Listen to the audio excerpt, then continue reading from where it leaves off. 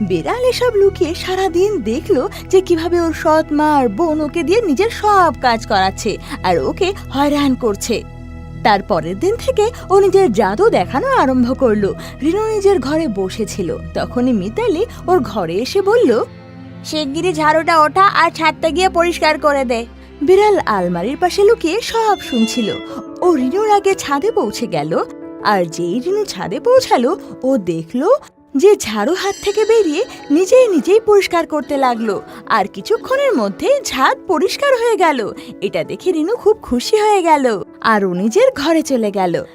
রাতে রিনু ঘরে বসে এটা ভাবছিল যে আজ ওর সাথে যা হয়েছে সেটা কোনো জাদুর থেকে কম নয়, ছাদটা নিজের থেকেই পরিষ্কার হয়ে গেল।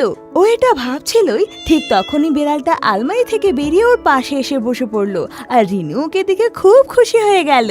আরে, এটা তো সেই বিড়াল যাকে আমি কাদা থেকে বের করেছিলাম।